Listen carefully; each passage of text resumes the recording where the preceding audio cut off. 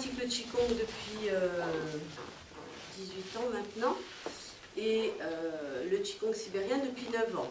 Donc j'ai vraiment là atteint un équilibre entre le Qigong chinois et le Qigong sibérien. Ça fait 9 ans de chaque pratique. Et le but de ces ateliers est donc de vous faire découvrir, pour ceux qui ne connaissent pas, le Qigong sibérien, et pour les autres, approfondir votre pratique et surtout développer des thématiques spécifiques qui sont différentes tous les ans. Et ces ateliers sont donc animés par différents professeurs de la Fédération des enseignants, de la Fédération des Sibériens. Et ces différents professeurs vont donc vous apporter des enseignements différents à travers leurs propres filtres, leurs propres facettes, leurs propres spécificités, leurs propres compétences. En ce qui concerne les miennes, disons que dans ma pratique du Qigong, je ne peux pas dissocier la partie physique de la partie spirituelle, ce qui n'est pas évident pour tout le monde, parce que moi j'ai eu, avant la pratique du Qigong, un parcours spirituel, et c'est le Qigong qui m'a vraiment permis de m'enraciner, donc d'incarner la spiritualité. Au cours de cet atelier, donc dédié au système nerveux, je vais vous proposer différents modes de, je dirais presque de réconciliation avec notre système nerveux, parce qu'en général, rien que le terme nerveux, ça nous met en colère. Il y a quelque chose de l'ordre de l'indomptable dans le système nerveux, et donc toutes les pratiques spirituelles, toutes les pratiques physiques ont quelque part pour objectif d'apaiser ce système nerveux, de le canaliser, de l'apprivoiser. En particulier le yoga et toutes les techniques traditionnelles indiennes qui ont pour objectif de ralentir le rythme cardiaque. Donc je vais vous expliquer après comment et en combien d'étapes je vais organiser ce mini-atelier, parce qu'on a déjà beaucoup grignoté. Bien. Alors, donc vous êtes tous là pour pratiquer un Qigong anti-stress. Donc on va commencer par définir le stress. Mais pour définir le stress, il faut définir ce qui sous-tend le stress. Pourquoi on est stressé, en général? À brûle pour point, qu'est-ce que vous répondriez? Parce qu'on n'a pas de réponse. Si on n'a pas de réponse. L'inconnu peut-être? Par exemple, mais le temps. Le temps. Le temps. Et le temps rejoint l'inconnu. Parce que finalement, est-ce qu'on sait maîtriser le temps? Alors le temps, il est cyclique. Vous êtes d'accord? Mais le temps, c'est pas le même pour moi, pour toi, pour vous, pour la Terre, pour le système solaire, pour la galaxie, pour l'univers. D'accord? L'univers, il a 15 milliards d'années, d'après ce que les scientifiques nous disent. Les galaxies, elles ont 2 500 000 ans. Le système solaire, il a 4 milliards et demi d'années.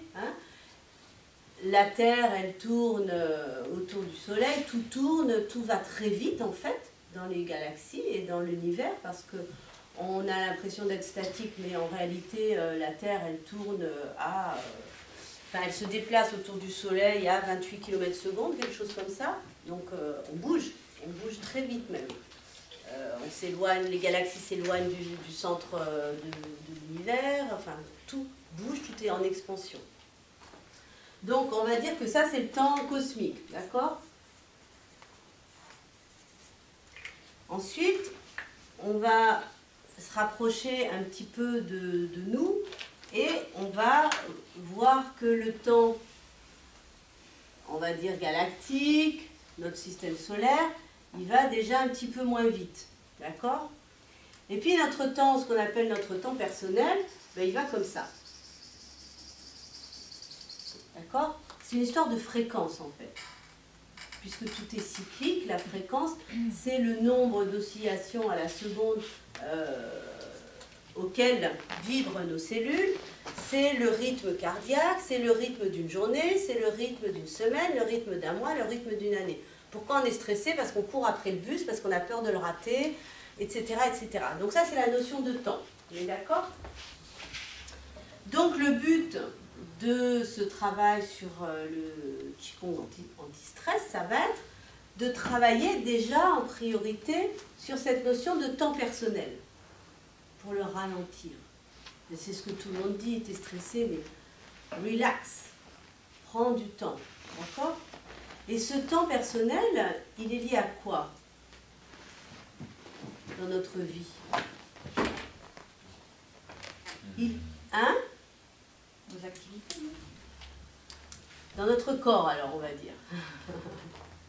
C'est lié à notre âge, notre état intérieur aussi, sans doute. Pardon?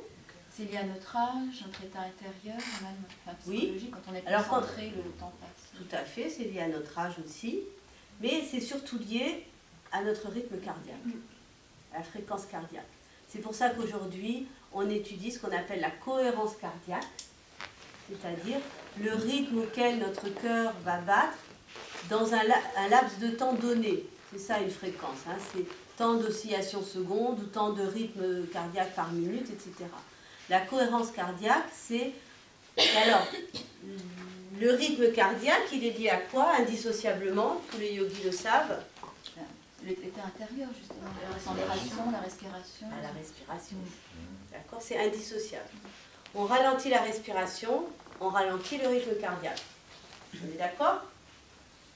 Donc, si on veut agir sur le stress, donc sur le temps, c'est pas seulement faire moins d'activités, c'est faire toutes ces activités avec un rythme cardiaque cohérent par rapport à nos besoins physiologiques, émotionnels, psychologiques. Parce qu'il y a 3 niveaux. D'accord? Donc, cosmique, on a dit ici, on va dire galactique, ou solaire. Normalement, il y a plusieurs niveaux. Il y a cosmique, il y a galactique, il y a le système solaire, il y a la Terre, il y a nous. D'accord? Il y a encore d'autres subdivisions. Mais j'ai que 3 feutres de couleur. Alors je limite un petit peu. Hein? Et là, en rouge, on va dire que c'est notre temps personnel.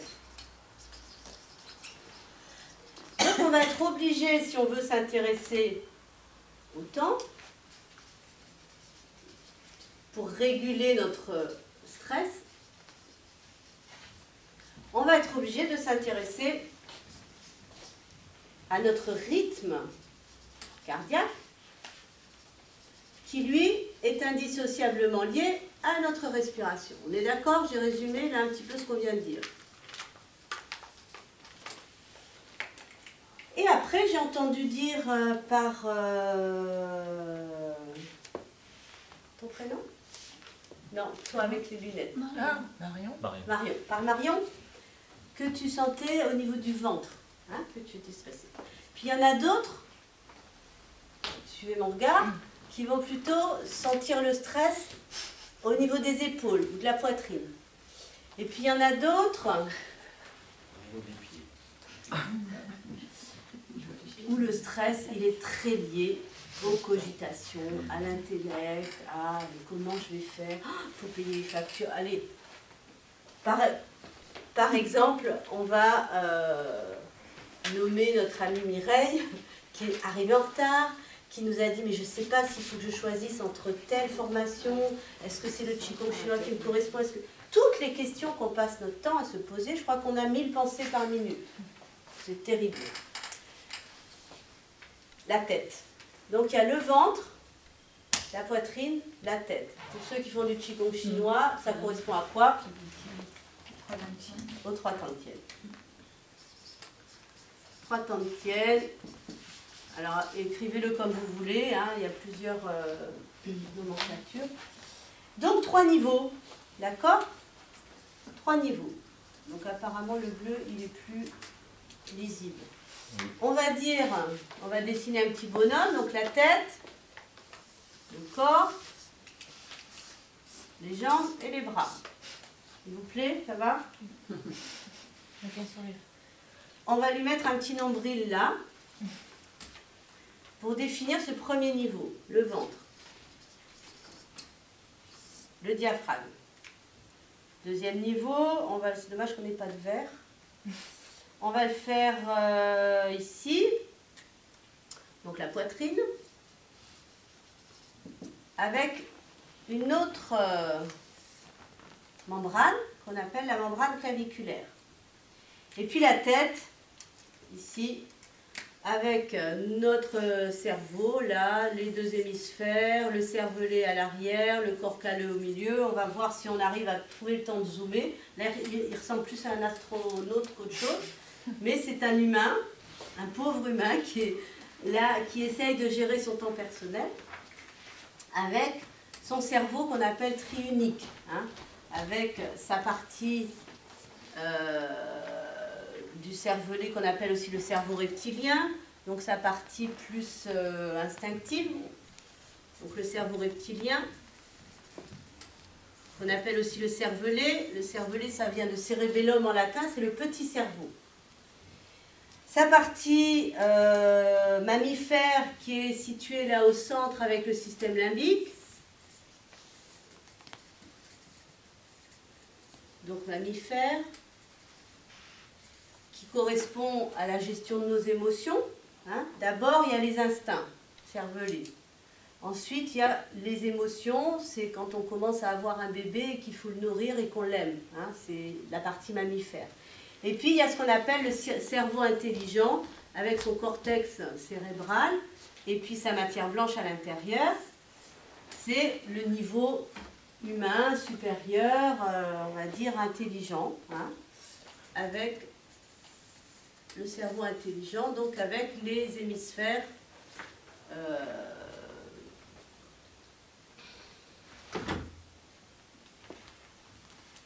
bref. On va mettre les deux hémisphères cérébraux. Et surtout avec le cortex, qui veut dire, vous savez ce que ça veut dire le cortex? En latin, c'est l'écorce. Pourquoi l'écorce? Parce que le cerveau... Alors, qui est-ce qui ne connaissait pas la différence entre le Qigong chinois et le Qigong sibérien? C'est donc... voilà, en particulier toute cette zone là-bas. La différence fondamentale entre le Qigong chinois, à mon sens, hein, après tous les autres professeurs vous donneront d'autres versions, mais à mon sens, ayant pratiqué les deux, la différence fondamentale, c'est que les Sibériens s'intéressent et développent la compréhension du fonctionnement du cerveau dans toutes ses dimensions, dans toutes ses richesses, dans toutes ses spécificités. Et le cerveau, c'est pas rien, puisqu'on va voir que c'est le centre de notre système nerveux. Pour les Chinois, le cerveau, c'est ce qu'ils appellent un organe merveilleux. Enfin, une entraille merveilleuse, au même titre que l'utérus.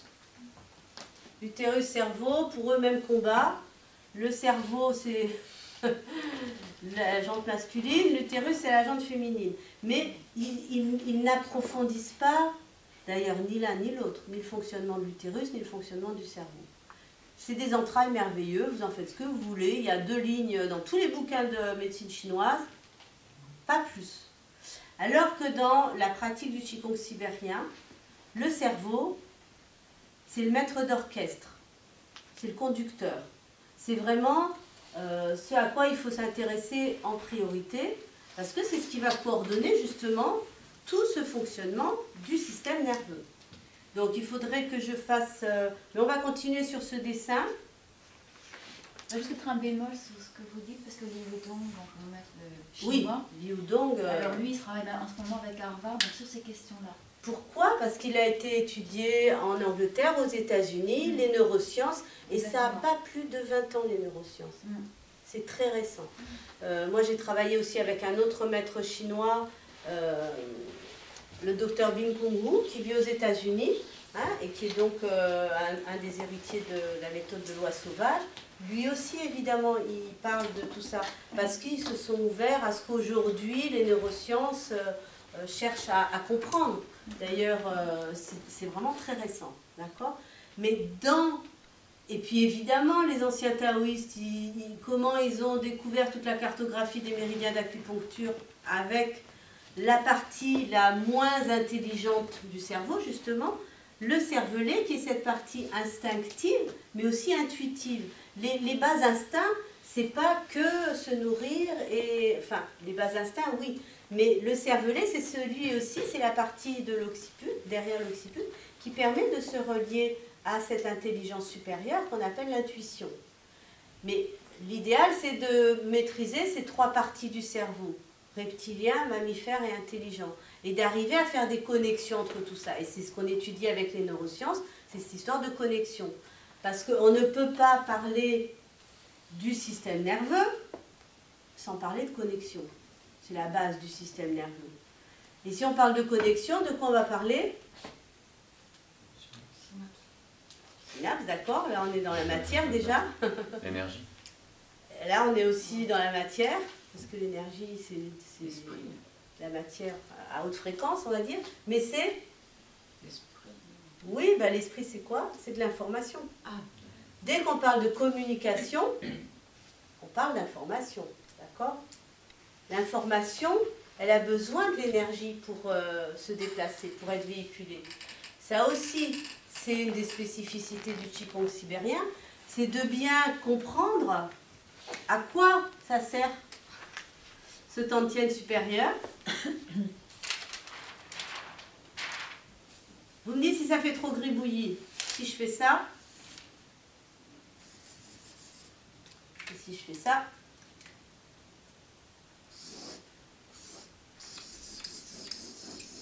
On le voit vraiment pas celui-là. hein? On le voit vraiment pas celui-là. On voit pas le rouge, hein? C'est rouge. L'énergie, elle vient de la Terre. L'énergie tellurique. L'information, elle vient du ciel. L'information, elle est cosmique, l'énergie, elle est tellurique. L'association des deux, ça donne la force cosmotellurique, que l'on doit gérer, harmoniser, équilibrer dans notre corps. Dans notre corps, ça donne les échanges physico-chimiques. D'accord? Et au niveau électrique, au niveau justement des synapses, c'est la force électromagnétique. Tout ça, c'est la même chose. C'est le yin et le yang. D'accord? Ça va trop vite? C'est clair? Bon. Alors si c'est clair, on va reparler un petit peu de nos trois tantiennes. D'accord? N'hésitez pas à m'arrêter. Donc le tantien inférieur, le ventre, c'est justement au niveau du stress. Ce qui est important, c'est de comprendre comment le stress il va se manifester au niveau physico-chimique dans notre corps. Vous le savez ou pas? Tout le monde le sait plus ou moins. Qu'est-ce qui se passe au niveau physico-chimique? C'est le resserrement. Hein? Un resserrement de tout.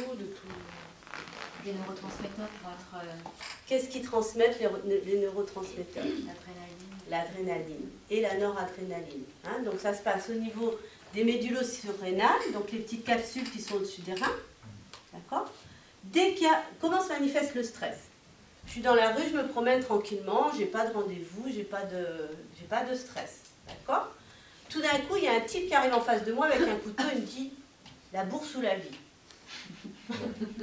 Qu'est-ce qui se passe? Je vais avoir les pupilles qui se dilatent, je vais commencer à transpirer, je vais avoir le cœur qui accélère, je vais avoir les poumons qui s'oxygènent pour partir en courant. Parce que mes médulo-surrénales ont produit de l'adrénaline et de la noradrénaline, qui sont ces fameux neurotransmetteurs. Donc c'est une information chimique qui va envoyer à travers cette connexion qui est vraiment magique, donc les neurones, les synapses, les axones, etc., qui va envoyer l'information à mon cerveau, qui va renvoyer une autre information justement à tous les réseaux de fibres quasiment électriques, hein, c'est de l'information, du système nerveux périphérique. Le système nerveux central, il analyse l'information. Le système nerveux périphérique, il renvoie une information qui répond à une situation extérieure. Et à ce moment-là, il y a toute une batterie de production d'hormones d'enzymes et d'informations surtout qui vont aller ordonner aux glandes sudoripares d'ouvrir les pores pour pouvoir transpirer et évacuer l'eau en excès. On peut même éventuellement se faire pipi dessus, hein, puisque le chidérin descend. Et puis il va y avoir donc les bronchioles des poumons qui vont s'ouvrir pour amplifier la respiration, le rythme cardiaque qui accélère parce qu'il y a une vasoconstriction donc de tous les vaisseaux sanguins. Et ça, c'est ce qu'on appelle un système sympathique, qui n'est pas très sympathique, parce que finalement, quand on est en état de stress, c'est pas très sympathique, mais c'est quand même ce qu'on appelle le système sympathique, d'accord? Qui fait partie du système périphérique, système nerveux périphérique. Donc, on va pas trop continuer dans la théorie, mais c'est quand même important de comprendre ce qui se passe dans notre corps. Hein, le système nerveux central, c'est donc le cerveau plus la moelle épinière, là que j'ai dessiné, voilà, bon, qui descend jusqu'au niveau du sacrum. Ensuite, ça c'est le système nerveux central. C'est le chef d'orchestre, il analyse l'information en fonction de la situation extérieure. C'est-à-dire que le système nerveux, il nous sert toujours de communication, de lien avec le monde extérieur, mais aussi avec le monde intérieur, grâce au système nerveux périphérique. Donc le système nerveux périphérique, il va se décomposer en 12 paires de nerfs au niveau cérébral, de la boîte crânienne, et 31 paires de nerfs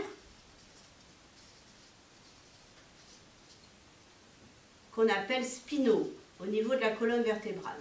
Donc on va avoir là, autour de la colonne vertébrale, il y a le niveau cervical, le niveau thoracique et le niveau lombaire. On va avoir là des nerfs qui partent comme ça, 31 paires, d'accord? Qui renvoient l'information, qui va être traitée de manière physico-chimique. Hein. Donc l'information, elle est électrique, elle est véhiculée par des impulsions électriques à travers les fibres nerveuses. Et le neurotransmetteur, c'est une hormone, donc c'est une production d'une substance chimique qui va véhiculer une information. C'est très complexe, c'est très bien fait. Pour moi, c'est vraiment le reflet de la perfection, c'est le corps humain. Bon, après, comparé à une marguerite ou à un escargot, finalement, tout ce qu'on a en plus, c'est le cerveau mammifère et le cerveau intelligent. Hein. Mais disons que cette complexité-là, elle est ahurissante.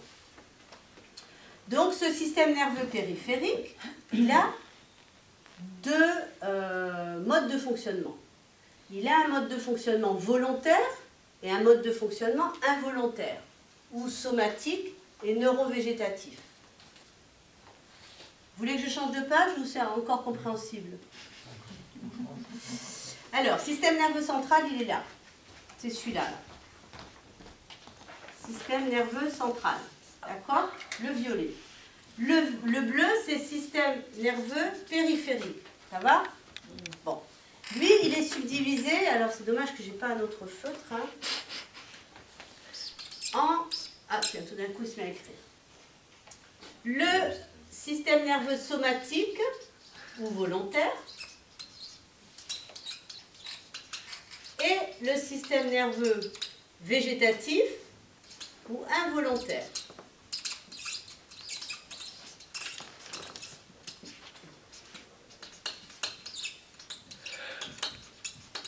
Et on arrive au bout.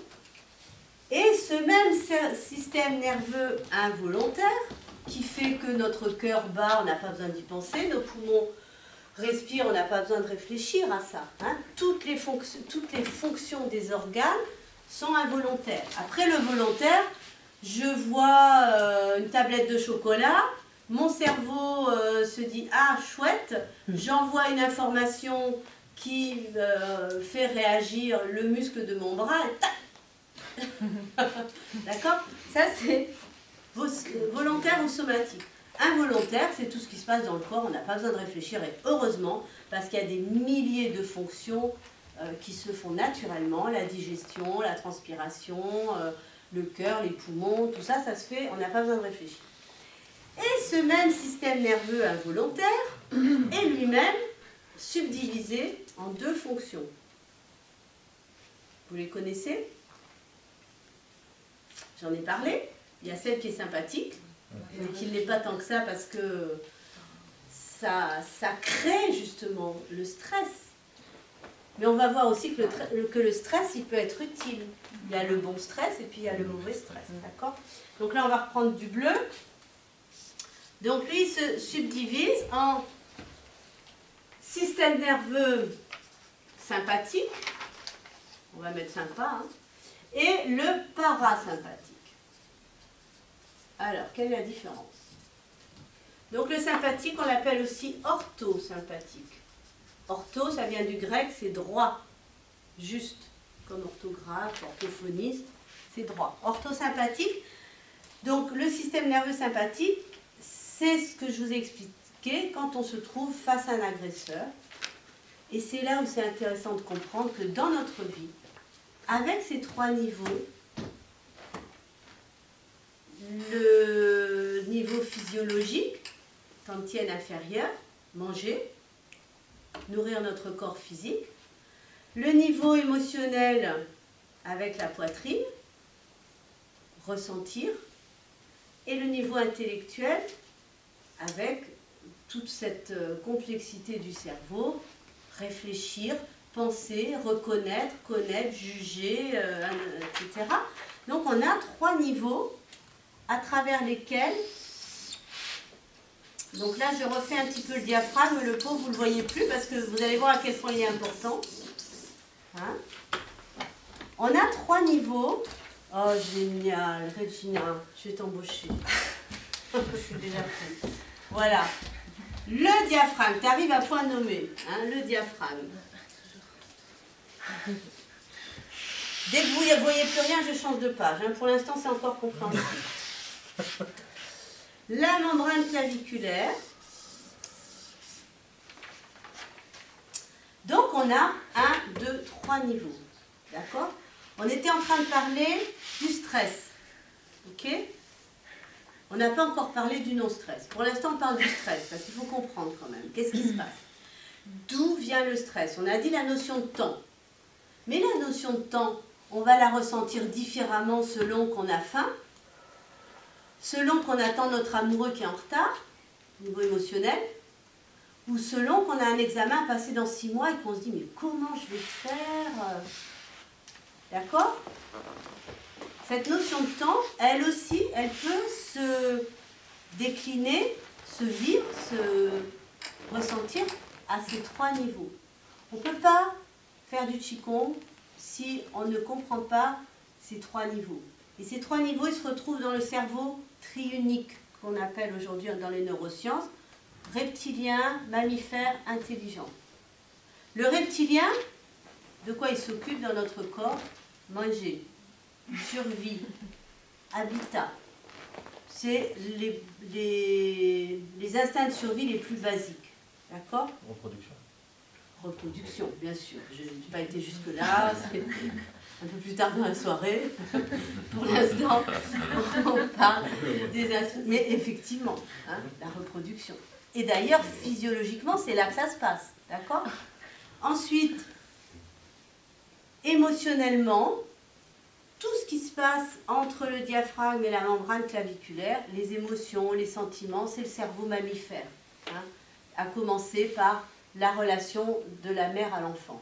Hein, pour moi, c'est celle qui est le plus représentatif de cet amour-là, parce qu'après, bon, les émotions, les sentiments, ça peut être aussi les émotions basses, ça peut être la jalousie, la médisance, etc. Hein, parce qu'il y a plusieurs niveaux aussi, au niveau physiologique, émotionnel et intellectuel. Après, le cerveau intelligent, donc ce néocortex, c'est tout ce qui nous encombre l'esprit et qui ne sert à rien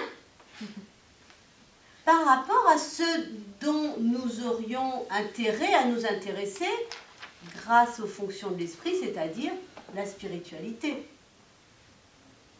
C'est ça le Tantien supérieur. C'est le lien avec le ciel, c'est la spiritualité. Sauf qu'aujourd'hui, notre pauvre cerveau, il est saturé d'informations parce qu'on utilise prioritairement le cerveau gauche qui est logique, rationnel, rentabilité, compétitivité, comment on appelle ça, performance, productivité, etc. Au détriment du cerveau droit qui est, lui, beaucoup plus intuitif, créatif et qui est presque notre... comment dire, notre lien avec la connexion au ciel.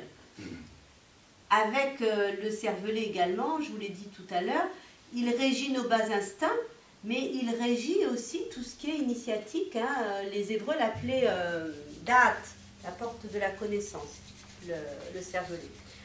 Donc on a vu qu'on a 3 niveaux de possibilités de production de stress.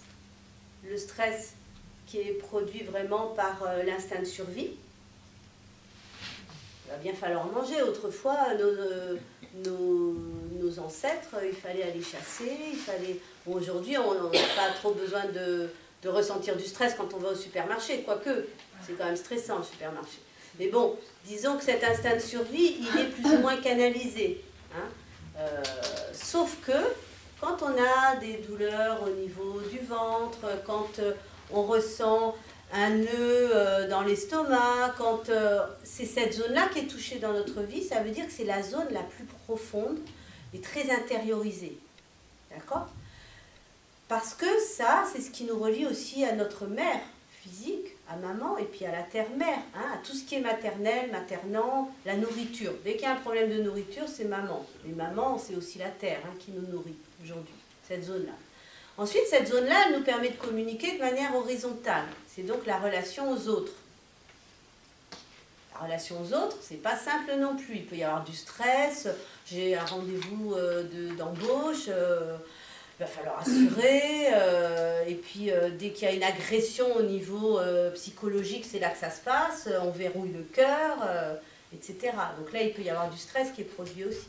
Et puis au niveau intellectuel, alors voilà, le stress type au niveau intellectuel, c'est l'examen. Il y a un examen à passer. Déjà, vous vous trouvez devant l'examinateur, vous avez les mains moites, vous rougissez, le rythme cardiaque qui s'accélère. Donc on produit du stress. Ça passe par les surrénales, certes, mais il y a plusieurs causes extérieures qui vont engendrer du stress en nous. Ça va ? Ça, le stress, c'est le système sympathique. Donc, comme vous voyez, il n'est pas sympathique du tout. Mais il y a du bon stress. À quoi il sert le bon stress? À réagir. À réagir, à se protéger donc du danger, bien sûr. À se lancer des défis pour évoluer. Parce que si on reste devant sa télé, là on est déstressé, on boit du Coca-Cola toute la journée, en grignotant des chips, il n'y a aucune raison de stresser. Sauf s'il y a une panne d'électricité. Aïe aïe aïe, comment je vais faire? Il faut changer les fusibles. Mais bon, le stress, ça permet aussi de se lancer des défis, d'avancer dans la vie, d'évoluer, de progresser. Et comme tu disais, par rapport au danger, c'est aussi se protéger, hein, donc survivre. La race humaine, elle ne serait pas là aujourd'hui s'il n'y avait pas eu cette production d'adrénaline et de noradrénaline dans le corps. Parce que ça lui a permis justement de survivre et de se protéger face au danger. Alors le mauvais stress, je n'ai pas besoin de vous en parler, vous le connaissez. Maintenant, on va voir qu'il y a un second système, parallèle au système sympathique, qu'on appelle parasympathique, qui sert justement à réguler, à apaiser, à détendre musculairement, à amplifier la respiration pour pouvoir abaisser le rythme cardiaque. Hein. Donc, quand on veut déstresser rapidement, il suffit de respirer, c'est pas compliqué. Et selon qu'on est stressé pour une cause primordiale, on va dire, et physiologique et vraiment basique, il vaut mieux respirer avec l'abdomen. Et si on est stressé par une cause relationnelle, psychologique, émotionnelle, il vaut mieux amplifier la respiration au niveau thoracique. Déjà, ces deux informations-là, c'est basique. D'accord? Sauf qu'il faut comprendre, mais on va en rester là pour le moment. Donc parasympathique, c'est le système, on va dire, un petit peu de copilotage, hein, qui dit, oh là là, là, ça se fait automatiquement. Heureusement. Heureusement. C'est-à-dire que ce système-là, on peut le stimuler grâce à la respiration pour abaisser le rythme cardiaque, et c'est ce qu'on va faire par notre pratique. Mais heureusement que notre corps, dans toute cette complexité-là, a l'intelligence d'avoir ces deux systèmes qui se régulent mutuellement. D'accord? Le système parasympathique, naturellement, eh bien justement, quand on se met dans le fauteuil, après une longue journée de travail, de stress, on arrive à la maison, on se met dans le fauteuil, et naturellement, ce système-là se met en route, prend la relève sur le système sympathique, et abaisse le rythme cardiaque, abaisse la tension cardiovasculaire, hein, fait que tout d'un coup notre respiration s'apaise, voilà. Et quand on se repose, on se répare grâce à ce système. Il va réparer tous les dommages qui ont été effectués dans notre corps à cause du stress. Parce qu'il y en a des dommages, hein, au niveau physico-chimique. Donc c'est un système que l'on va chercher à stimuler grâce à toutes les pratiques donc d'autorégulation. Hein. Alors on n'a pas parlé de la thyroïde, c'est important, mais on va là. D'autorégulation, le yoga, le qigong. Alors il y a un truc important aussi à savoir. Il y a des produits, des substances qui favorisent ce système parasympathique. Vous en connaissez tous. Parce que... Hein? Qu'est-ce que ça dit là? Le chocolat. Bien sûr, tout à fait, le chocolat. Mais il n'y a pas que ça. Le neurotransmetteur qui favorise ce système, ça s'appelle l'acétylcholine, un truc comme ça, l'acétylcholine, qui est au niveau chimique l'équivalent d'une substance qu'on appelle la nicotine. Ah ouais. Eh ouais. C'est la même composition chimique. C'est pour ça que les gens, pour se déstresser, ils fument. Mais... Pourtant ça rend speed, hein, la nicotine. Ah bah parce que maintenant ils mettent un tas d'autres cochonneries dans les cigarettes. Non, moi c'était les patchs qui m'ont rendu speed. Donc il n'y a que de la nicotine. Alors c'est que tu es un petit peu inversé comme dans Little Big Man, là, les contraires, tu sais, des gens qui réagissent de façon opposée.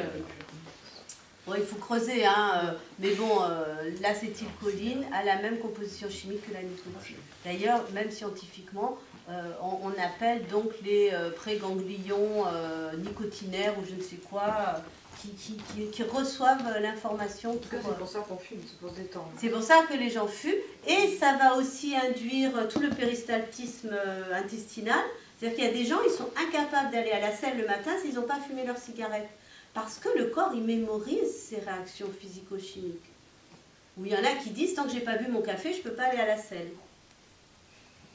Donc le café, c'est une deuxième substance qui, au contraire, va stimuler. Donc il y a des substances qui stimulent le système orthosympathique, hein, la caféine. D'ailleurs, quand tu parlais du chocolat, c'est plutôt ça. Hein. La théobromine, tous les tous les excitants, la cocaïne, ça stimule ce système-là. D'accord ? Par contre, ce système-là, si vous voulez des substances naturelles pour le stimuler, il y a le millepertuis qu'on pourra plutôt associer à la sphère, on va dire, intellectuelle, millepertuis. L'aubépine qu'on va plutôt associer à la sphère thoracique avec l'aubépine qui calme le système cardiaque. D'accord ?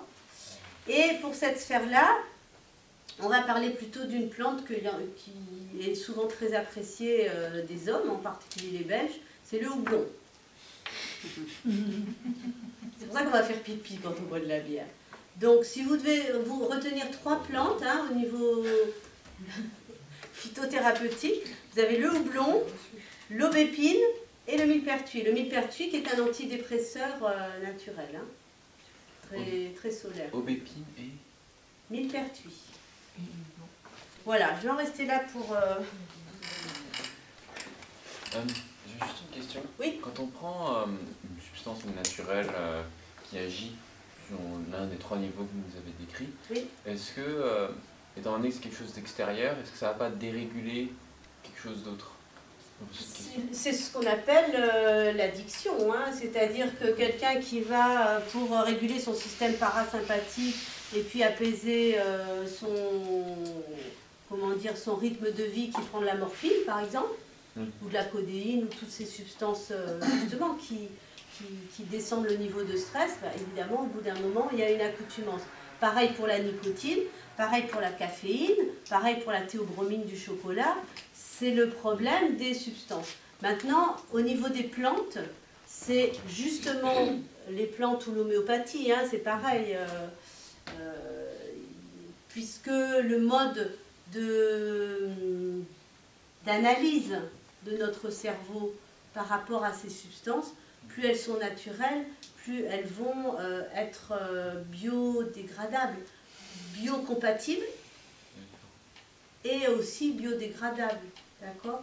Et encore plus l'homéopathie qui travaille au niveau informationnel. Il n'y a quasiment plus de substances physiques dans un granule d'homéopathie. Plus tu augmentes la dilution homéopathique, les CH, tu sais, c'est le niveau de dilution, plus tu augmentes le niveau d'information et plus tu baisses le niveau de présence de la substance physique dans le granule.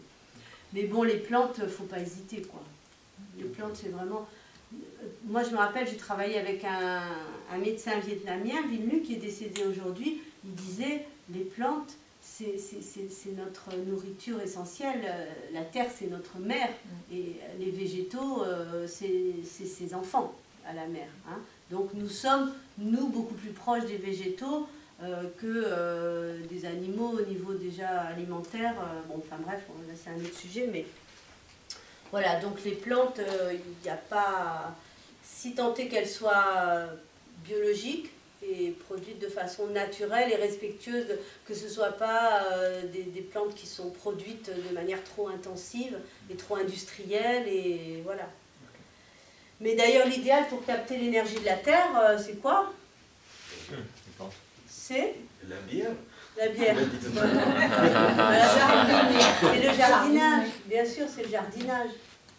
Et en jardinant, non seulement on capte l'énergie yin de la terre, on lui redonne nos surtensions énergétiques, et en plus on peut se nourrir. Bien sûr. Bien, bon, voilà, tout ça maintenant, vous évacuez un petit peu de votre cerveau, vous lâchez vos papiers, et donc on va maintenant passer à une méditation qui va nous permettre de nourrir notre système nerveux central grâce à l'énergie de la Terre et d'évacuer un petit peu toutes nos pollutions énergo-informationnelles au niveau de nos cocons grâce à l'énergie du ciel. D'accord? Puisque c'est, enfin, à l'information. Donc, l'harmonie dans notre corps, c'est de trouver un équilibre entre cette énergie de la Terre et cette information du ciel, qui doivent se croiser dans notre corps. D'accord? C'est le principe de la petite circulation céleste, c'est le principe de la grande circulation céleste. Donc on va chercher l'harmonie entre l'énergie et l'information qui est véhiculée grâce à cette énergie. Si on a trop d'informations, c'est le burn-out. Si on a trop d'énergie, c'est terrible. Trop d'énergie, c'est terrible. Mais on a rarement l'équilibre. Il n'y a pas d'autres questions ?